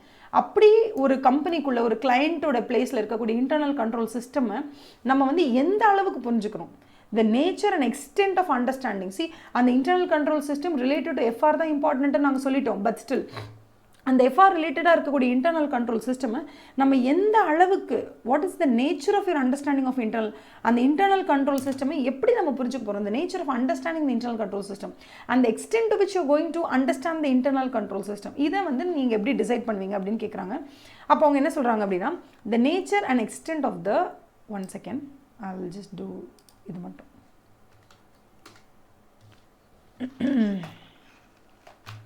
ஓகேவா? அப்போ என்ன சொல்லுவாங்க, nature and extent of understanding of relevant controls. Of course relevant கண்ட்ரோல்ஸை நம்ம புரிஞ்சுக்கிறது வந்து it's very very very important to us, அதில் மாற்றுக்கிறதே கிடையாது. அப்போ என்ன சொல்கிறாங்க, உள்ளே இருக்கக்கூடிய இன்டர்னல் கண்ட்ரோல் சிஸ்டம் நம்ம எப்படி புரிஞ்சுக்க போகிறோம்னு கேட்குறாங்க. ஸோ எப்போதுமே ரெண்டு விஷயம் இருக்குது. ஓகே, ஒரு ரெலவெண்ட் கண்ட்ரோலை பற்றி நீங்கள் புரிஞ்சுக்கணும்,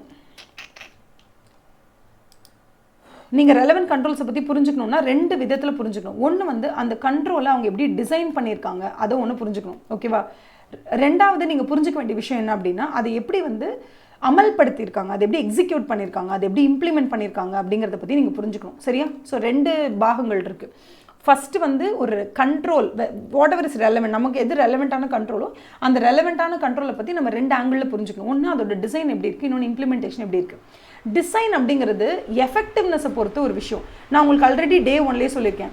எஃபெக்டிவ்னஸ்னால் என்னது, நீங்கள் டெல்லிக்கு போகணுன்னா தமிழ்நாட்டிலேருந்து நார்த் டுவர்ட்ஸ் நடக்கணும், சவுத் டுவர்ட்ஸ் நடத்திங்கன்னா டெல்லி வராது. ஸோ ஒரு விஷயத்தை எப்படி செய்யணுமோ அப்படி செய்யணும், அதுதான் டிசைன். டிசைன்லேயே மிஸ்டேக் இருந்ததுன்னா நீங்கள் நடக்கும்போது சவுத்தை நோக்கி நடக்க ஆரம்பிச்சிருவீங்க. அதுக்கப்புறம் டிசைன் பர்ஃபெக்டாக இருக்குது, எஃபெக்டிவான டிசைன் அப்படின்னா அதுக்கப்புறம் இம்ப்ளிமெண்ட் நம்ம பண்ணும்போது அதை ரொம்ப ப்ராப்பராக பண்ணணும், அதை ரொம்ப எஃபிஷியண்ட்டாக பண்ணணும். So implementation is all about efficiency and டிசைனை பொறுத்த வரைக்கும் it is all about effectiveness. So இப்போ நீங்கள் படிக்கக்கூடிய அந்த இன்டர்னல் கண்ட்ரோல் சிஸ்டத்தை பற்றி நான் என்ன தெரிஞ்சுக்கணும், அந்த ரெலவெண்ட் கண்ட்ரோல்ஸை பற்றி the nature and understanding of the internal control systems, அந்த ரெலவெண்ட் இன்டர்னல் கண்ட்ரோல் சிஸ்டமை பற்றி நான் எப்படி படிக்கணும், எந்த அளவுக்கு நான் படிக்கணும், எந்த அளவுக்கு நான் தெரிஞ்சுக்கணும், nature and extent of the understanding, எந்த அளவுக்கு, what is extent to which have to understand the internal control system அப்படின்னு கேட்கும்போது அவங்க என்ன சொல்கிறாங்க, ரெண்டாக பிரிக்கிறாங்க. முதல்ல டிசைனை புரிஞ்சுக்கோங்க. ஒரு கண்ட்ரோல் டிசைன்லேயே மக்கு மண்ணாங்கட்டி மாதிரி இருந்துச்சுன்னா அதை நீங்கள் எவ்வளோ இம்ப்ளிமெண்ட் பண்ணாலும் வேஸ்ட்டு. ஸோ நீங்கள் டிசைனை செக் பண்ணாமல் அது எப்படி இம்ப்ளிமெண்ட் ஆகுதுன்றதை பற்றி மட்டும் நீங்கள் செக் பண்ணிங்கன்னா சம்டைம்ஸ் ஒரு மொக்கையான பிளானை கூட சூப்பராக எக்ஸிக்யூட் பண்ணியிருக்கலாம். சூப்பராக எக்ஸிக்யூட் பண்ணியிருக்கிறதுனாலேயே அங்கே மிஸ்டேக்ஸ் நடக்காதுன்னு வாய்ப்பு இல்லை. ஏன்னா டிசைன் மிஸ்டேக்காக இருந்ததுன்னா அப்போ இம்ப்ளிமெண்டேஷன் சூப்பராக நீங்கள் பண்ணியிருந்தா கூட still it is a very very very ஒரு டப்பா கம்பெனின்னு அர்த்தம். ஏன்னா நார்த் டுவர்ட்ஸ் நடன்னு நீ சொல்லணும், அப்போ தான் வந்து நடக்கிறவங்களாம் டுவர்ட்ஸ் நார்த் நடப்பாங்க. அதை விட்டு நீ சவுத் நடன்னு சொல்லிட்ட, நடக்கிற பிள்ளைங்களாம் வேகமாக நடக்குதுங்க, கொண்டு போய் எங்கே தனுஷ்கோடியில் தான் நிற்கணும், வேறு எங்கேயும் நிற்க முடியாது. அப்போது they say that the design of the control if it is compromised, அதையே நீங்கள் செக் பண்ணாமல் விட்டுட்டிங்கன்னா அப்போ நீங்கள் இம்ப்ளிமெண்டேஷனை பற்றி செக் பண்ணி என்ன பண்ண போகிறீங்க? So when you're trying to know about the nature and extent of the internal control ப்ரொசீஜரை பற்றி நீங்கள் தெரிஞ்சுக்கிட்டு அதில் ரெலவெண்ட்டாக இருக்கா என்ன எதுன்னு தெரிஞ்சுக்கிறதுக்கு முன்னாடி நீங்கள் அதை ரெண்டாக பிரிச்சுக்கோங்க. Number one, design of a control. Design of the control is all about capable of effectively. முதல்ல அந்த இடத்துல ஒரு கண்ட்ரோல் இருக்குன்னா அந்த கண்ட்ரோலோட டிசைன் முதல்ல அந்த இடத்துல தவறுகள் நடக்காமையோ இல்லை தவறு நடந்தால் அதை டிடெக்ட் பண்ணுற மாதிரியோ இல்லை டிடெக்ட் பண்ணிட்டீங்கன்னா அதை கரெக்ஷன் பண்ணுற அளவுக்கோ அந்த இடத்துல கொஞ்சமாவது அதுக்கு ஒரு ஸ்டாமினா இருக்கா, அதோட டிசைன் பக்காவாக இருக்கா, அதோட டிசைன் வந்து லீக் ப்ரூஃபாக இருக்கான்னு பாருங்கள். அப்போ you have to see whether the design of a particular internal control it is capable of effectively preventing, detecting and correcting the material misstatements. அப்படி இருந்ததுனா தான் அது ஒரு எஃபெக்டிவான internal control design. Effective internal control நாங்கள் சொல்லிட முடியாது, எஃபெக்டிவான இன்டர்னல் கண்ட்ரோல் டிசைன் வேணால் அதை சொல்லலாம். ஒன்ஸ் டிசைன் இஸ் ஓகே, பக்காப்பா டிசைன் சூப்பர் அப்படின்னு நீங்கள் சொல்லிட்டீங்கன்னா அதுக்கப்புறம் தான் எப்படி come to assessment of implementation. அப்போ அசஸ்மெண்ட் ஆஃப் இம்ப்ளிமெண்டேஷனுங்கிறது என்னதுங்க, எப்போ நீங்கள் இம்ப்ளிமெண்டேஷனை பற்றி அசஸ் பண்ணுவீங்கன்னு கேட்டால் எப்போ you have a proper understanding. ஓகேங்க டிசைன் எல்லாம் கரெக்டாக இருக்குது, இப்போ இம்ப்ளிமெண்டேஷனை தான் பார்க்கணும் அப்படின்னு நீங்கள் வரும்போதே you are telling the people are audience that நான் டிசைன் பார்த்துட்டேன், எனக்கு டிசைன்லாம் ஓகே தான், இம்ப்ளிமெண்டேஷன் ஓகேனா எனக்கு ஓகே அப்படிங்கிற மாதிரி. அப்போ இம்ப்ளிமெண்டேஷன் அசஸ்மெண்ட் வரதுக்கு முன்னாடி நீங்கள் வந்து என்ன பண்ணிக்கணும், டிசைனோட அசஸ்மெண்ட்டை முடிச்சுட்டு தான் கீழே வரணும். டிசைனோட அசஸ்மெண்ட்டை முடிக்காமல் இம்ப்ளிமெண்டேஷன் வந்தீங்கன்னா போடா புண்ணாக்கு மாதிரி தான். ஓகேவா, அது வேஸ்ட்டு. ஒரு இம்ப்ராப்பர் டிசைன் அப்படிங்கிறது வந்து கண்டிப்பாக வேஸ்ட்டு தான். இம்ப்ராப்பரான ஒரு டிசைன் இருக்குது, நீங்கள் அதை பார்க்காம நீங்கள் பாட்டுக்கு இம்ப்ளிமெண்டேஷன் அசஸ்மெண்ட்டை மட்டும் நீங்கள் பார்த்தீங்கன்னா at the end of the day அந்த இன்டர்னல் கண்ட்ரோல் அப்படிங்கிறது எப்படி இருக்குமா, ஒரு சிக்னிஃபிகண்ட்டான டெஃபிஷியன்சி, ஒரு பற்றாக்குறை இருக்குன்னு சொல்லிடுவாங்க. என்ன சொல்லுவாங்க, சிக்னிஃபிகண்ட் டெஃபிஷியன்சி இருக்கிறதா சொல்லிடுவாங்க. சிக்னிஃபிகண்ட் டெஃபிஷியன்சி இருக்கிறதாவே சொல்லிடுவாங்களாம். எப்போ டிசைனே ப்ராப்பராக இல்லைனா, ஏன்னா உள்ள ஒரு கண்ட்ரோல் மெக்கானிசம் இருக்குது ஆனால் அது சரியா இல்லை அப்படின்னா என்ன அர்த்தம், அது இருக்குது ஆனால் இல்லை. எஸ்ஜி சூர்யா படம் பார்த்துருக்கீங்களா, ஒரு படம் வந்து ப்ராபப்ளி நீங்களே என்ன தேர்டு இல்லை செகண்ட் ஃபஸ்ட் ஸ்டாண்டர்ட் படிச்சுமே நினைக்கிறேன், ஃபுல்லாக ப்ளூ கலர் ட்ரெஸ்ஸே போட்டு வருவாங்க அதில் எல்லாத்துலேயுமே. அந்த படத்தில் புதுசாக என்னமோ ஏதோ ஒரு படம் தெரியல, எனக்கு மறந்துச்சு, படம் பேரை சுத்தமாக ஞாபகம் இல்லை இப்போலாம். ஸோ அந்த படத்தில் வந்து எஸ்ஜி சூர்யா இருக்குது ஆனால் இல்லை, வருது ஆனால் வரல, அது மாதிரி பேசிகிட்டே இருப்பார் நிறைய. ஸோ அது அப்போல்லாம் ரொம்ப புரியல, நான் அதுக்கு கான்செப்ட் ஸ்கிரிப்டே அப்போல்லாம் புரியல. நவ் இட்ஸ் மேக்கிங் சென்ஸ்னு வச்சுக்கோங்க, இந்த ஈரால கொஞ்சம் இட்ஸ் மேக்கிங் சென்ஸ். அந்த மாதிரி தான் அந்த இடத்துல ஒரு கண்ட்ரோல் மெக்கானிசம் ஒன்று வச்சுருக்காங்க ஆனால் அது வச்சும் வேஸ்ட்டு தான். அப்படி இருக்கிறது தான் நம்ம என்ன சொல்லுவோம், டெஃபிஷியன்சின்னு சொல்லுவோம். அந்த இடத்துல கண்ட்ரோல் மெக்கானிசமே இல்லைன்னா அது பேர் நம்ம என்ன சொல்லிடுவோம், வேஸ்ட்டு. அந்த இடத்துல ஒன்றுமே இல்லை, வீக்னஸ்ன்னு சொல்லிடுவோம். வீக்னஸ். டெஃபிஷியன்சினா பற்றாக்குறை. அந்த இடத்துல கண்ட்ரோல் மெக்கானிசம் ஒன்று இருக்குது, பட் ஆனால் அதோட டிசைன் சரியில்லை, இம்ப்ளிமெண்டேஷனும் சுமாராக தான் இருக்குது அப்படின்னு சொன்னால் that is called as deficiency in the significant. அதுவும் சிக்னிஃபிகண்ட்டான டெஃபிஷியன்சி நம்ம சொல்லிடுவோமா. ஓகேவா, இதுதான் ரெண்டு விஷயம். Nature and extent of understanding of relevant controls can be bifurcated into two, design and implementation. இம்ப்ளிமெண்டேஷனை பற்றி மட்டும் நம்ம பார்த்து பிரயோஜனம் இல்லைன்னு சொல்லிட்டாங்க. இப்போ நம்ம என்ன பண்ண போகிறோம், சரி ஓகேப்பா, இப்போ நம்ம என்ன பண்ண போகிறோம்னா உள்ளே இருக்கக்கூடிய இன்டர்னல் கண்ட்ரோல் சிஸ்டம், இந்த இன்டர்னல் கண்ட்ரோல் சிஸ்டம் எப்படி இருக்குது நம்ம செக் பண்ணுறதுக்கு நம்ம என்னென்ன மெத்தட்ஸை யூஸ் பண்ணலான்னு கேட்குறாங்க. ஸோ அவங்க யூஸ் பண்ணக்கூடிய மெத்தட்ஸ் என்ன, அதாவது இதுக்கு பேர் வந்து ரிஸ்க் அசஸ்மெண்ட் ப்ரொசீஜர். ரிஸ்க் எவ்வளோ இருக்குன்னு அசஸ் பண்ணுற ப்ரொசீஜர். இந்த ப்ரொசீஜர் எடுத்துகிட்டு போய் நம்ம இன்டர்னல் கண்ட்ரோலில் எல்லாத்தையும் அப்ளை பண்ணி பார்க்குறோம். அப்ளை பண்ணி பார்த்து நமக்கு ஒரு அண்டர்ஸ்டாண்டிங் கிடைக்கும். ஓகே, இங்கே இருக்கக்கூடிய இன்டர்னல் கண்ட்ரோல்ஸ் எல்லாம் இந்த ரிஸ்க்கை வந்து கம்மி பண்ணுற அளவுக்கு இருக்கா அப்படிங்கிறத பற்றி நமக்கு ஒரு சில ஆடிட் எவிடன்ஸ் கிடைக்கும். அப்போ என்ன சொல்கிறாங்க, ரிஸ்க் அசஸ்மெண்ட் ப்ரொசீஜர்ஸ். இது என்னன்னு போடணும், ரேப். இந்த ரிஸ்க் அசஸ்மெண்ட் ப்ரொசீஜர்ஸ் தான் என்ன கொடுக்க போகுது உங்களுக்கு, நான் இந்த டிசைனையும் இம்ப்ளிமெண்டேஷனையும் எப்படி இருக்குன்னு தெரிஞ்சுக்கிறதுக்காக உங்களுக்கு எவிடன்ஸ் கொடுக்க போகுது. அந்த எவிடன்ஸ் வந்து போதுமான அளவு இருக்கணும். சஃபிஷியன்ட் அப்ரோப்ரியேட் ஆடிட் எவிடன்ஸை நீங்கள் கலெக்ட் பண்ண போகிறீங்க. Do you understand? So sufficient appropriate audit எவிடன்ஸை கலெக்ட் பண்ண போகிறீங்க. எதை பற்றி, உள்ளே இருக்கக்கூடிய design of internal control system and implementation of internal control system, இது ரெண்டும் எப்படி இருக்குன்னு பார்க்கறதுக்காக. ஸோ பேசிக்கலி கொஸ்டின் மெயின் எக்ஸாமில் என்ன மாதிரி question கேட்பாங்கன்னா, the risk assessment procedures, what are the risk assessment procedures applied in order to find out the design and implementation of internal control system. Internal control systemத்தினுடைய adequacy, whether it is adequate or not, இல்லை deficiency இல்லாமல் இருக்கான்னு பார்க்கறதுக்கு நீங்கள் என்னென்ன rape use பண்ணி கேட்குறாங்க. ஜென்ரலாகவே rape உங்களுக்கு தெரியும்ல, என்கொயரி, இன்ஸ்பெக்ஷனு, அதுக்கப்புறம் அனாலிட்டிக்கல் ப்ரொசீஜர்ஸு, அதுக்கப்புறம் அப்சர்வேஷன், அவ்வளோதானே. இதாக இருக்கும் உங்களுக்கு, மோஸ்ட்லி இதாக இருக்கும். இன்ஸ்பெக்ஷன் அப்சர்வேஷன் ஒன்றா வந்துடும், என்கொயரிஸ் அனாலிட்டிக்கல் ப்ரொசீஜர்ஸ், இவ்வளோ தான் ரேப்பில் இருக்கும். அதே தான் இங்கே சொல்கிறாங்க. நம்பர் 1, என்கொயரிங் தி என்டிட்டியோட பர்சனல், அவங்ககிட்ட போய் விசாரிக்கிறது மூலிமா இன்டர்னல் கண்ட்ரோல் பற்றி நீங்கள் தெரிஞ்சுக்கலாம். அப்சர்வேஷன் பண்ணுறது மூலிமா தெரிஞ்சுக்கலாம். ஒரு ஸ்பெசிஃபிக் கண்ட்ரோலையும் போய் அப்சர்வ் பண்ணுங்கள், எப்படி பெர்ஃபார்ம் பண்ணுறாங்க. அப்புறம் இன்ஸ்பெக்டிங் த டாக்குமெண்ட்ஸ் அண்ட் ரிப்போர்ட்ஸை இன்ஸ்பெக்ட் பண்ணுங்கள், அதை வச்சும் நீங்கள் தெரிஞ்சுக்கலாம். அதுக்கப்புறம் ட்ரேசிங் த டிரான்சாக்ஷன்ஸ், ஒரு tracing the transaction through the information system. இது எங்கே நடந்துச்சு, எப்போ நடந்துச்சு, அதிலிருந்து ரிப்போர்ட் பண்ணி பேலன்ஸ் ஷீட் டேட் வரைக்கும் அதை ஃபுல்லாக ட்ரேஸ் அவுட் பண்ணுங்கள். ஒரிஜினல் சோர்ஸ் டாக்குமெண்ட்லேருந்து இப்போ வரைக்கும் அதை எப்படி வந்து கரெக்டாக கொண்டு வந்திருக்காங்கன்னு ட்ரேஸ் பண்ணுங்கள். இந்த மாதிரி ட்ரேஸ் பண்ணிங்கன்னா you will get a lot of understanding about okay whether the internal control systems that are put in place, அது வந்து உங்களுக்கு ஒரு ப்ராப்பரான எவிடன்ஸ் கொடுக்குதா, whether it is reliable or not அப்படின்னு சொல்கிறோம். இந்த 4 தான். ஸோ இதுக்கு கொஸ்டின் என்ன கேட்பாங்க அப்படின்னு கேட்டிங்கன்னா, ரிஸ்க் அசஸ்மெண்ட் ப்ரொசீஜர்ஸ், ஓகேவா, that is to be applied in order to find okay, இப்போ பார்த்தா தெளிவாக தெரியுதா? ஓகேவா? To understand the nature and extent of relevant controls, what are the risk assessment procedures that is applied in கேட்டால் இதான். The risk assessment procedures applied are enquiry, observation, inspection and tracing the transactions through the information system. அந்த டேட்டாவின் ஓஷனுக்கு நடுவில் எண்டிலிருந்து starting வரைக்கும் அப்படியே அதை trace out பண்ணிவிட்டு source document வரைக்கும் போய் பார்க்குறது. அதுதான் வந்து உங்களுக்கு என்ன ரிஸ்க் அசஸ்மெண்ட் ப்ரொசீஜர். இப்போ அவங்க வந்து ஜஸ்ட் சொல்கிறாங்க என்கொயரி அப்படிங்கிறது இது வந்து எப்போவுமே இட்ஸ் வெரி இம்பார்ட்டன்ட். இப்போ மட்டும் இல்லை, ஃபைனல் லெவல் வரைக்குமே இது ரொம்ப இம்பார்ட்டன்ட்.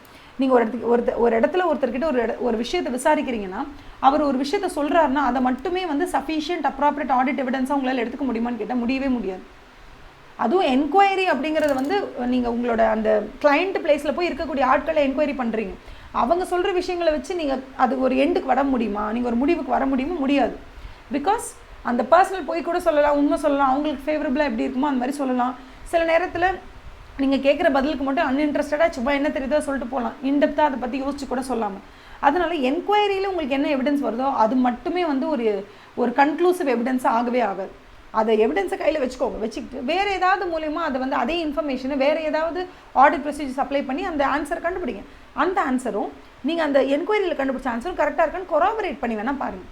ஸோ என்கொயரியில் நீங்கள் கற்றுக்கிற விஷயங்கள், என்கொயரியில் நீங்கள் தெரிஞ்சுக்கிற விஷயங்கள் ஒரு கொராபரேட்டிவ் எவிடன்ஸாக வேணால் உபயோகமாகுமே தவிர அது மட்டுமே தன்னிலைப்படுத்தி அதை மட்டுமே இண்டிவிஜுவலாக இண்டிபெண்ட்டாக அதை மட்டுமே ஒரு சஃபிஷியன்ட் அப்ராப்ரியேட் ஆடிட் எவிடன்ஸாக ஒரு ஆடிட்டர் கன்சிடர் பண்ணலாமான்னு கேட்டால் முடியாது மண்ணா, கூடாது மண்ணா அப்படி சொல்கிறாங்க. ஓகேவா?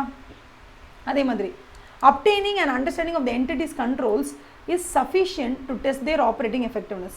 ஓகேவா? என்டிட்டியோட அதாவது obtaining and understanding of என்டிட்டியோட கண்ட்ரோல் இஸ் சஃபிஷியன்ட். உள்ளே இருக்கக்கூடிய இன்டர்னல் கண்ட்ரோலை பற்றி நீங்கள் நல்லா தெரிஞ்சுக்கிட்டீங்க. If your understanding about the internal control is super, understanding சூப்பராக இருக்குன்னா அப்போ அதை வச்சு obtaining the understanding of the internal control is very important. அந்த இன்டர்னல் கண்ட்ரோலை பற்றின அண்டர்ஸ்டாண்டிங் உங்களுக்கு இருந்துச்சுன்னா அப்போ கண்டிப்பாக அது எப்படி ஆப்ரேட் ஆகுது, அவங்களோட ஆப்ரேட்டிங் எஃபெக்டிவ்னஸ் எப்படி இருக்குது, வருஷம் ஃபுல்லாக நல்லா ஒர்க் ஆகுதா இல்லையாங்கிறத பற்றி நீங்கள் தெரிஞ்சுக்கிறதுக்கு உங்களுக்கு பயங்கர ஹெல்ப்ஃபுல்லாக இருக்கும்னு சொல்கிறாங்க. ஓகேவா?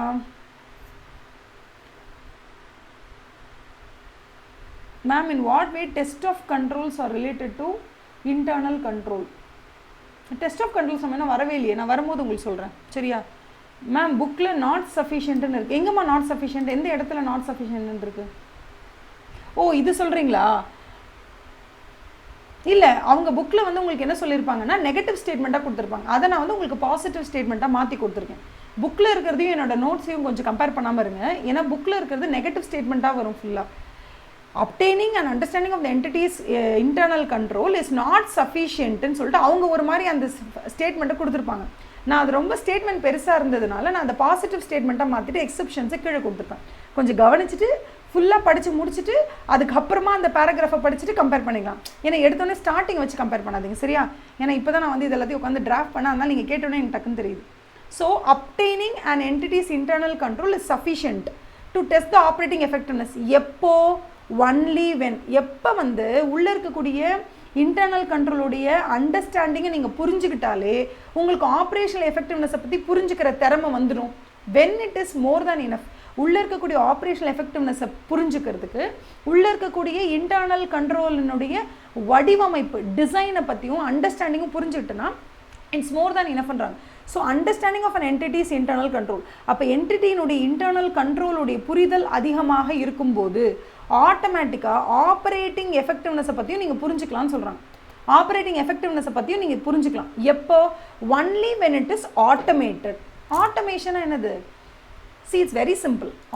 கண்ட்ரோல் மெக்கானிசம் அப்படின்னு வரும்போது control system, internal control system ரெண்டாக பிரிக்கிறோம். ஒன்று மேனுவல், இன்னொன்று வந்து ஆட்டோமேட்டட். ஒன்று வந்து மேனுவல், இன்னொன்று ஆட்டோமேட்டட். மேனுவல்னால் என்ன? மேனுவல் அப்படிங்கிறது வந்து ஃபார் எக்ஸாம்பிள் உள்ளே கொண்டு போய் நம்ம ரா மெட்டீரியல்ஸ் எல்லாம் லாரியிலேருந்து வந்து இறங்கிடுச்சு, எடுத்துகிட்டு போய் உள்ளே குடவுனில் வச்சுட்டு வெளியில் வந்துட்டா வைக்கிறவனே பூட்டிட்டு வெளில வரக்கூடாது. வைக்கிறவன் ஒருத்தன் வைக்கணும், பூட்டுறவங்களுக்கு இன்னொரு ஆள் இருக்கணும்னு சொல்கிறாங்கப்பா. இதுதான் வந்து கண்ட்ரோல் சிஸ்டம். ஸோ தட் உள்ளே வைக்கிறது ஒரு ஆள், இவர் செக் பண்ணிவிட்டு பூட்டுறது இன்னொரு ஆள். செக்ரிகேஷன் ஆஃப் டியூட்டிஸை பிரிச்சுட்டாங்க. இப்போ இந்த செக்ரிகேஷன் ஆஃப் டியூட்டிஸ் வந்து ஆட்டோமேட்டடா இல்லை மேனுவலான்னு கேட்டால் மேனுவல் தான். ஏன்னா உள்ளே போய் வைக்கிறாங்கன்னா வச்சுட்டு வெளியில் வந்துட்டு இவர் தான் தனியாக எடுத்து பூட்டணும். To you understand? இது வந்து ஆட்டோமேட்டட் கிடையாது, இது கம்ப்ளீட்லி மேனுவலாக பண்ணக்கூடிய ஒரு கண்ட்ரோல் மெக்கானிசம். ஸோ உள்ள அசெட்ஸ், தட் இஸ் இன்வென்ட்ரியை ஹேண்டில் பண்ணுறது ஒருத்தர், பூட்டுறது இன்னொருத்தர் அப்படின்றது இது மேனுவலாக வச்சுருக்காங்க.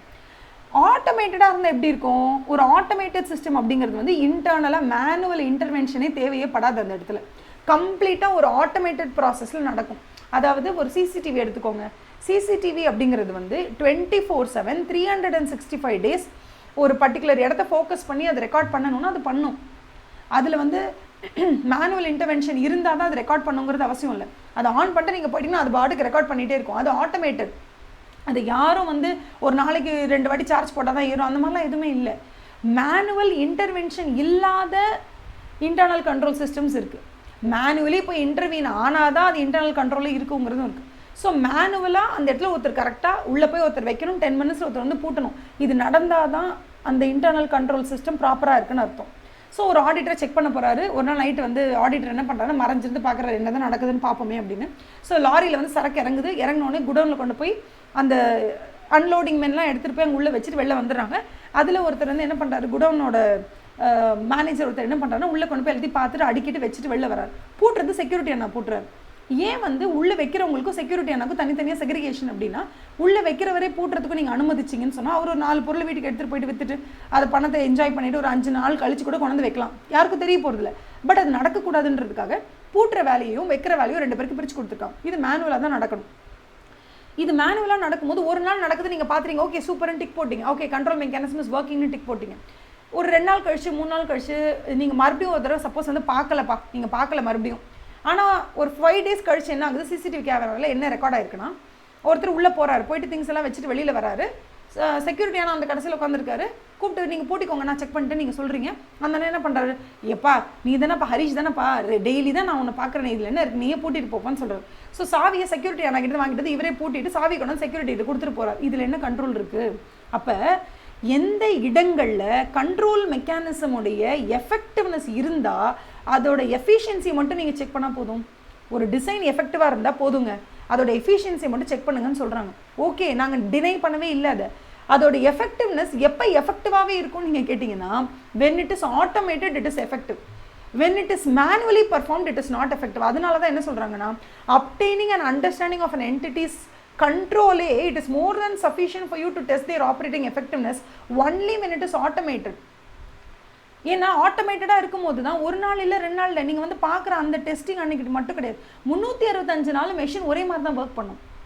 அப்படிங்கிறதுனால அந்த ஆட்டோமேட்டட் சிச்சுவேஷனில் மட்டும்தான் நீங்கள் என்ன பண்ணலாமா, கம்ப்ளீட்டாக நம்பலாம். இல்லை அதில் நிறைய மேனுவல் இன்டர்வென்ஷன்ஸ் இருக்குன்னா அதை நம்பாதீங்க. ஏன்னா மேனுவல் இன்டர்வென்ஷன்ஸ் அதிகமாக இருக்குன்னா அந்த இடத்துல ரிஸ்க் ஆஃப் செக்யூரிட்டி என்ன giving the key to Harish அண்ட் ஹரிஷே போய் உள்ள பொருளையும் வச்சுட்டு அவரே பூட்டிட்டு போகிறதுக்கான சிச்சுவேஷன்ஸ் நிறைய இருக்குது. அதனால இன்ஹெரண்டாகவே ப்ராப்பராக அதை நடத்தக்கூடிய பவர் வந்து ஆட்டோமேட்டட் இன்டர்னல் கண்ட்ரோல்ஸ்க்கு இருக்குது. மேனுவல் இன்டர்னல் கண்ட்ரோல்ஸ்க்கு அது கிடையாது. ஸோ நீங்கள் செக் பண்ணக்கூடிய அந்த இன்டர்னல் கண்ட்ரோல் ஒரு ஆட்டோமேட்டட் இன்டர்னல் கண்ட்ரோலாக இருக்கும் பட்சத்தில் அதோட டிசைன் பர்ஃபெக்டாக இருக்குது அப்படின்னா நீங்கள் தாராளமாக அதோட எஃபிஷியன்சியை மட்டும் செக் பண்ணால் போதும். இல்லைப்பா எனக்கு வந்து அதை செக் பண்ணுறதுக்கு வந்து கஷ்டமாக இருக்குது பிகாஸ் அது மேனுவல்னா நீங்கள் எத்தனை வாட்டி செக் பண்ணாலும் உங்களால் 100% அதோட எஃபிஷியன்சி மேலே உங்களுக்கு நம்பிக்கையே வராது. நீங்கள் செக் பண்ணால் கூட வராது. ஏன் வராதுன்னா ஒரு நாள் அதை செய்வாங்க, இன்னொரு நாள் செய்யாமல் போவாங்க.